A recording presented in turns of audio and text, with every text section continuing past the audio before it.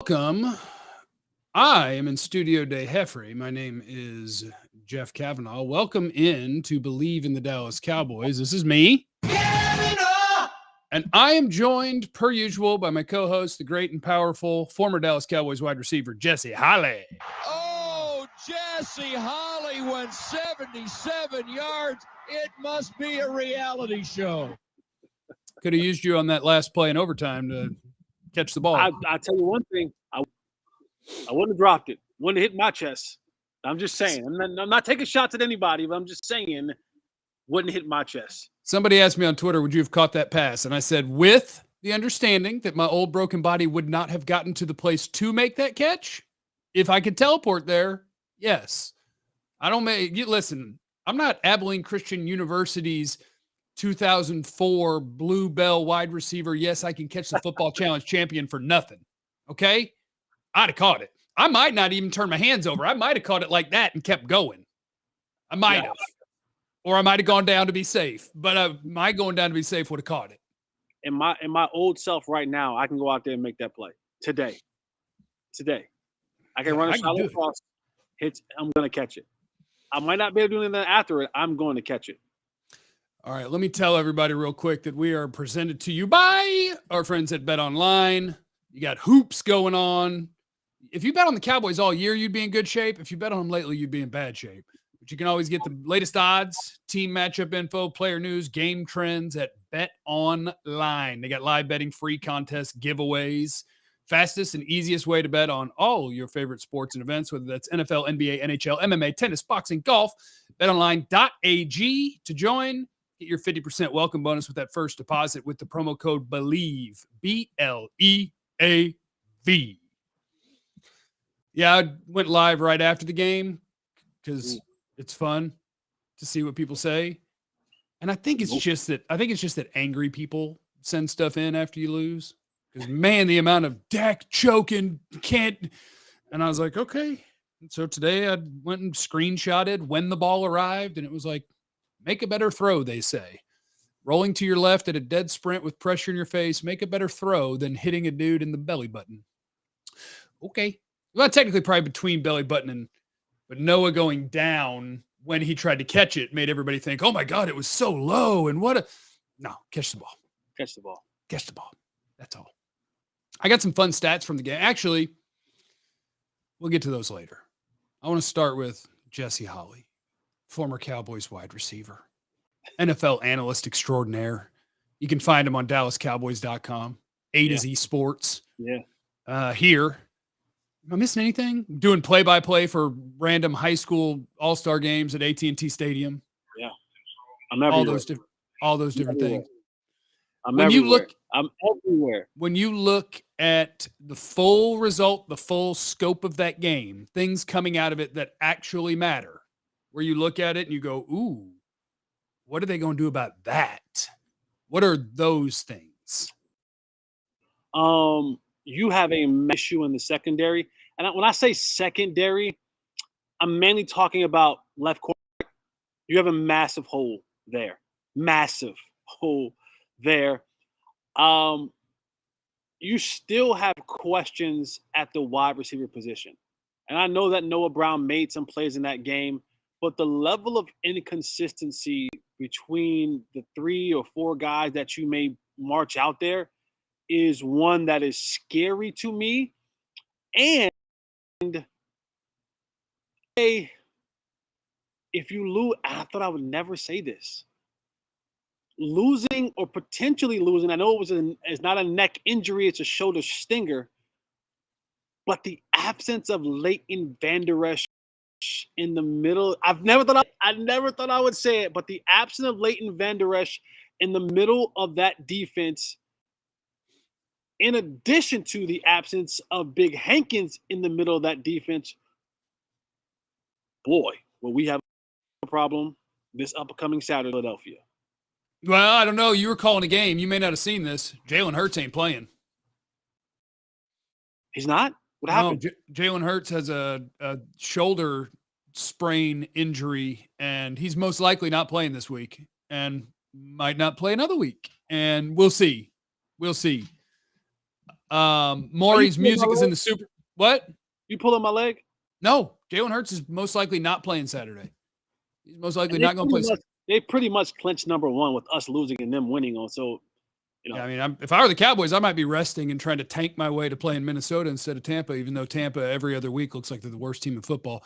Maury's music, did you agree with the long pass to Noah on the sidelines when all we needed was 10 yards? No. And I want to go back and watch that play again to see if he had any short outlets because I feel like they ran all vertical routes. Don't worry. You don't have to go back and watch. I watched it. 4 verts. 4. 1, 2, 3, 4. 4 verts. I don't understand because I'd rather you throw a negative 3-yard check down and get them tackled for a loss and make them burn the timeout with a chance to see if you can convert than not have that option to keep the clock running. So if you got anything where if Kellen called that play, bad job. If Dak called that play, bad job. I love the aggressive ability to convert a bunch of 3rd and longs that they have since Dak got back. But, I mean, that's 101. 101 is I got to have somebody available to keep this clock running if I don't have a chance at a first down, not throw a prayer down the field to Noah Brown. And see, these are the things where 50 I blame 33 in the third to Mike McCarthy. I blame 33 in the third to Kellen Moore, and I blame 33 in the third to Dak Prescott. And here's why. Check that crap and say, hey, one of you guys run a flare out to the sideline. Not even that, but like Mike McCarthy had to get in the headset and be like, hey, guys, whatever we call here, let's make sure that we keep the clock running. If we can convert, great. If we cannot convert, we got to keep the clock running. Kellen Moore, you got it. Or even if Dak changes, your call into the huddle should be, hey, Dak, here's the play. We're not changing this. We're going with this play, and we're staying with this play. And then Dak has to have the wherewithal to understand situational football. You're not a 3rd-year, 2nd year. Like, you're a 7-8-year veteran right now with a ton of snaps under your belt. When you look out there, and I get it, like if they're out there, they're supposed to be a viable option. But when you look out there, you have to know, and maybe the 5 was like scrunched up in the uniform, and you thought it was an 8. Like, but you have to look out to your left and go, yeah, I'm not throwing a go route to Noah Brown. I'm sorry. I'm just not. I'm sorry. I'm just not. Most quarterbacks in this league, if I'm going to throw a YOLO ball, if I'm going to give someone down, it's probably going to be the guy who we call wide receiver number 1 and who's probably had a really good game, which was CeeDee Lamb had a really good game in that game. So all 3 of those guys deserve blame in that particular play. There's some times that I want Dak to be not so coachable. Like, I don't be a rebel at times. Be a little bit Romo. Have a little bit of Romo in you. Have a little bit of Romo in you to go, we're not running that. I need to keep the clock rolling. I need to keep it. Or if we're going to run 4 verts, then I'm going to say, hey, CD, you're going to go when Noah was going. Noah, you're going to go where CD was going because I want the wide side of the field to throw this route to CD, maybe down the field. Like, I need him to be that that type of quarterback, a little bit roguish and a little bit Romo-ish, and kind of take things into your own hand in those matters that matter the most. Antoine, why Dak couldn't get a first down, Jeff, before the overtime loss? Well, because they ran the ball twice, gained 0 yards, had 3rd and 10, and then nobody was open. He threw it down the field. Dak tried for you. But bad play call, no chance. Vance, I'll go. Their front office deserves some blame as well. A better player than Noah makes that 3rd down catch. That's true. That goes back to something we talked about before the season even started, that you didn't do enough to replace. Like, if you want to get rid of Amari Cooper because Jerry and Steven don't like him, that's cool. What are you going to do about it? Their plan was 100%. Well, that 3rd round pick's going to do it. And then he showed up and they're like, whoops, that's not going to work. And now they're trying. T.Y. Hilton, we'll see if he plays. In training camp, they were trying to give Dennis Houston the job, and they gave him the job the first game of the season. I walked by practice the other day, doing my podcast, and I looked outside. I said, who the hell is that? And I said, oh, snap. I forgot all about Dennis Houston. He was out there catching balls in the jugs machine. And you're right. You're absolutely right. For whatever reason, they were done with Amari Cooper, and I'm fine with that. Cool. It's your team. Do what you want. But don't send away a caliber player like Amari Cooper, whether you feel like he plays on home and away games. He's a quality, above average, really good wide receiver. And then put your hopes in the 3rd round pick from Georgia State or Alabama. Was it Alabama State? Alabama State. Alabama State. and Noah Brown and James Washington, the three components are going to be able to take up for Amari Cooper. You had a dream, and it's turning to almost a wide receiver nightmare. And where the hell was Michael Gallup yesterday? 1 catch for 2 yards? Where was he? I don't know. And and riddle me this, because we talk about the Cowboys. So like everything that happens, we talk about it from their perspective. What I want to ask you about Jacksonville is it okay to say that they aren't bad? Like, and I think they're going to be good next year. Trevor Lawrence balled his ass off in the second half. They were running quick game and your corners are hurt. And so you couldn't really get to the quarterback. Their run game was getting 6-7 yards a pop because they vary it so much. And the Cowboys gave up 55 yards on 3 end arounds because 3 different people, Curse, Tank, Sam Williams, all came inside and just gave up the booty. Like, there are parts of that where it's like, hey, Cowboy guys, do your job. And there's parts of that where it's like, oh, that team's also coming together a little bit. They get a little credit.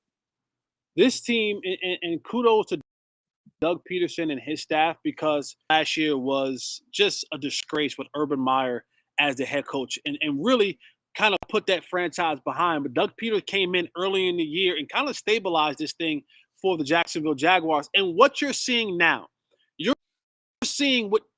seeing the player that we all fell in love with at Clemson. You're seeing him being able to thrive.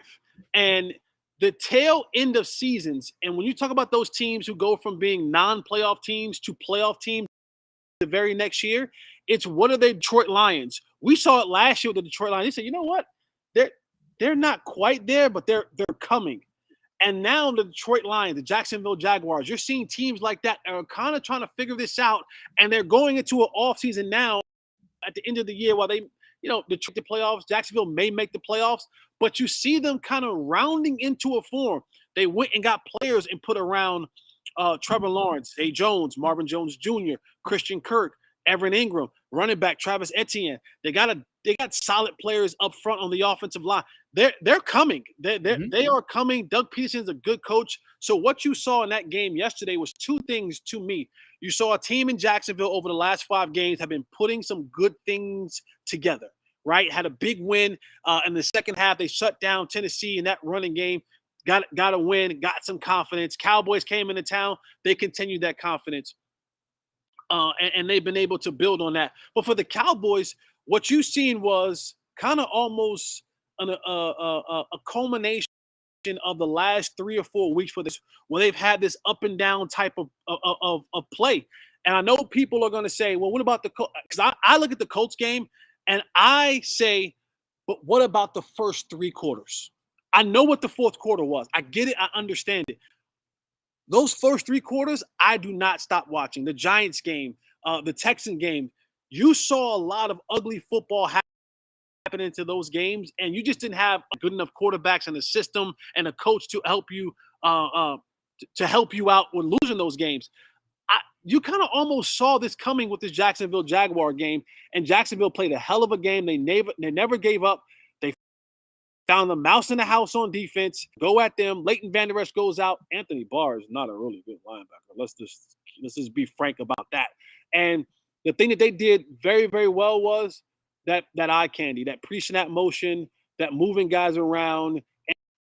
Anthony Barr was getting caught up in the Damone Clark was as well. A lot of guys were getting caught up in that, and they just ran their game plan. Doug Peterson got in his Louis Vuitton duffel and stayed in it that second half of football and overtime, and they pulled out a win against a good football team in the Cowboys.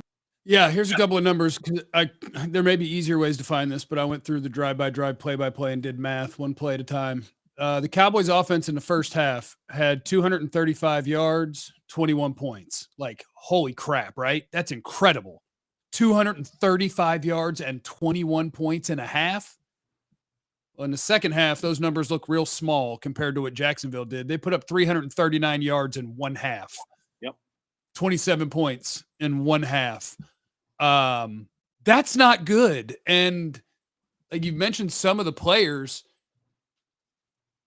I don't know how you do it with Vander Esch hurt. Good news is they say it's not his neck, but who knows? They're saying stinger and his season's not over, but who knows? But without Vander Esch, You don't have an answer unless you're going to play Micah Parsons at linebacker, because I'm with you. I'm watching Anthony Barr and I'm just like, he can't run like he used to. He is late to recognize crossers and can't run like he used to. Then a running back. You can't be late and not be able to run. Then he can't get off a block and can't run with a running back to the sideline. And I'm like, man, they need to get Anthony Barr off the field. And then Damone Clark, he's swimming in the deep water too. And it's like, okay, so I want to throw in another guy in the deep water. That would be Jabril Cox. And my answer is, yeah, I think so. Cornerback 2 is going to be a problem. And on top of it all, where was everybody not named Micah Parsons getting after the quarterback? Like, my initial thought was I didn't notice Micah Parsons even outside of his sack. Mm-hmm. And I even made a video earlier where it was like, they might need to start playing him some at linebacker or just play way less snaps or something.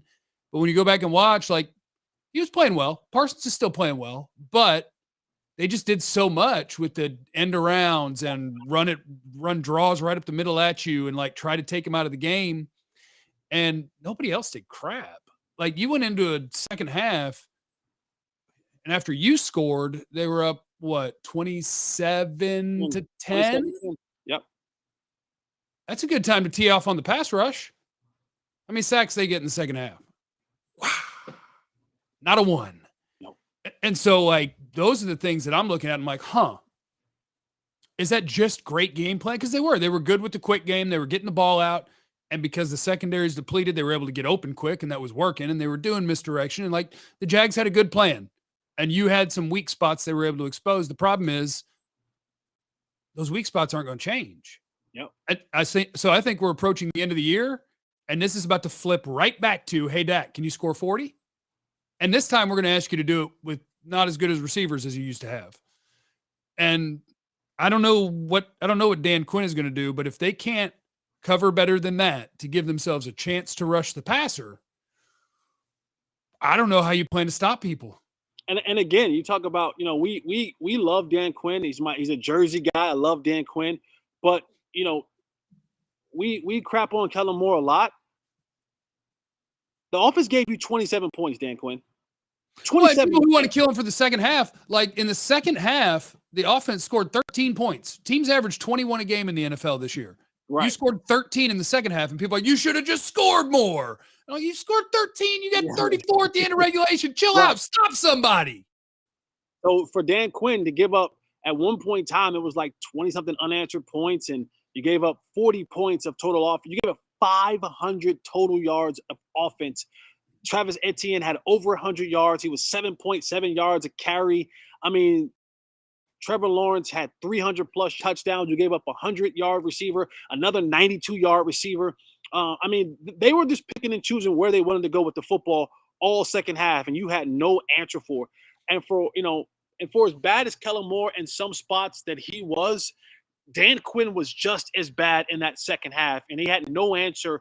Your prized possession in Micah Parsons, who I still think is one of the baddest men in football, he is worn down. He has openly admitted it. He looks it. He has moments of burst, but the overall, what we saw in the first 6, 7 games, 8 games of the season, that ain't the same Micah Parsons. He's wore out. He's wore down. He might be dealing with some things that aren't come up on the injury report because he's not just reporting them, but that ain't the same person. That ain't the same guy. That ain't the same guy. Now, granted, also at times, I'm going to give him some credit. They miss a lot of holdings on Micah Parsons, and I'm not the referee. I am not the guy who's like, oh, referee. That's not my – they miss a lot of holdings on Micah Parsons, but Micah doesn't look like the same ferocious, fast, aggressive dude down for down in the first 8 weeks of the season. Yeah, I think what seems to be missing, because I rewatched it to see, because Pro Football Focus credited him with 12 pressures in that game. And I was like, what? I didn't notice anybody terrorizing Trevor Lawrence. And I will say I did not see 12 pressures, but I did see a dude that still wins as a pass rusher. But that guy that was making all these chase down plays and all that, like, he's not quitting, but he does not have that juice on every play. Right. It's not there. And then the guy who I really want to be like, man, what happened? And again, maybe you just give credit to the other team. Tank Lawrence got to make a play. I got to feel you in the game. And when teams are gashing you, and there are some very, very basics Like, it is very, very basic. Jaron Kearse, Sam Williams, Micah Parsons, Tank Lawrence. If you are the outside man, by God, please be the outside man and stop thinking you're allowed to swim move inside a tackle and then watch them run for 15 yards. So like, there's some basics there where it's like, yeah, clean it up, play assignment football. But there's also, I look at now spots on the roster with the injuries and you go, ooh, I need Kelvin Joseph to play. I need Deshaun Wright. I need is any of these 3 dudes they've signed in the last 2 weeks. Can you call them up and get better play than what they got? Because if you can't give him a chance, Micah's the only dude that's going to just smoke you on the pass rush. And they were the best pass rush in football. As of 2 weeks ago, they still were. And in the last 2 weeks, I think they have 1 sack in 2 games. And that's very disappointing because at points in time in that football game, the Jacksonville Jaguars had both of their tackles out. Both of them. And the right tackle came back in and the left tackle went out. But yeah, at times they were both out. And that you still weren't able to create any type of pressure to make Trevor Lawrence feel any type of pressure to get him off his spot. And like I said, credit to those guys. Trevor Lawrence, I mean, he has the pedigree. This isn't Tyler Haneke. This isn't Carson Wentz. This is Lawrence. And there's a reason why people have pegged him to be the first round pick since his first start as a freshman at Clemson. And you saw it on display, the pass to Zay Jones that went through Donovan Wilson's hands. Donovan, no, I don't care how good Trevor is. Donovan, no, hit it with one of them. If that ball is anything but a tight spiral, it might nip a finger or a thumb or something like that. He laced that thing on a rope through 2 hands that couldn't close fast enough, like a Venus flytrap for completion that led to a field goal to tie the game up. And he even you could see it on TV. Lawrence, after the play, when Wilson was going by, he was like, that was close. Yeah. Like Lawrence, like, yeah, I almost threw a pick. Okay, thank you. Damn.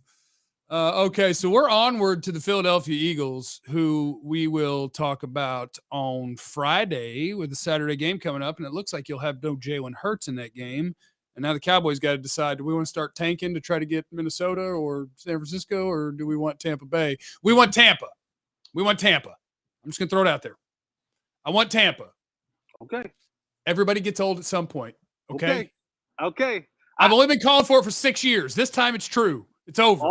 All I'm saying is a lot of calling for Tampa. A lot of people keep calling for Tampa. And I'm just saying. I want Minnesota, really. I already beat you by 37. Bring me that team. I'll take Minnesota any day. Give me Minnesota before you give me Tampa and the Niners. Because I don't know why people feel like that. I just never – he's never lost to you. I know for a fact that there's a different animal between regular season and playoffs. And I'm not saying they're going to hit that time. I am not saying that at all.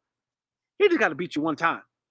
And I just feel like a one-game scenario with a week to prepare, that just, I don't know, it doesn't sit well with me. And defensively, what they do is a lot of what Dak and Kellen Moore struggle with, playing some zone, making you read through that zone, being able to create pressure up front just with their front four. That to me is it screams for a long day for the Dallas Cowboys. But we'll see what happens. I mean, the good thing is the Cowboys are in the playoffs, and in the playoffs, anything can happen. Yeah, against Tampa, whichever guy lines up on that side, I don't know if the camera flips me. Whichever guy lines up on the offense's right out of Godwin and Evans. Yeah. 15 for 320 and 6 tutties. Get ready. And you and I, Tom is veteran enough to be like, oh, no. We're going to go at him every single time. Oh, yeah. There's not going to be a time that we're not going at him. I don't care about Diggs over there. Hey, Diggs, you can get some Gatorade because I'm not coming over to your side. You don't have to worry about me coming over there. For what? I'm not even going to fool with you. Keep picking on whoever you put over here, Nashawn Wright or Trayvon Mullins or Kelvin, whoever you put on this right side of the offense. Here's where I'm going with the football every single time when I have to pass it. And as somebody who's been there, not in the NFL or in college or really in high school, but in the flag world, let me tell you this. If your quarterback makes it known we're going at that dude and it's to you, you don't get tired. No. I'll do this all day. No.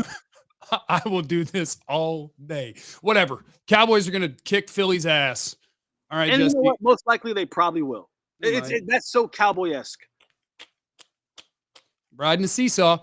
All right. I love you, Jesse. Be safe getting home. All right, brother. Take care. All right, everybody. Thank you for checking us out. Believe in the Dallas Cowboys. I'm Jeff Cavanaugh. He is Jesse Holley. We're presented by BetOnline. And remember, you have no idea what anybody else is going through. So be cool to everyone. I love you. Bye. Eliminate the contingencies.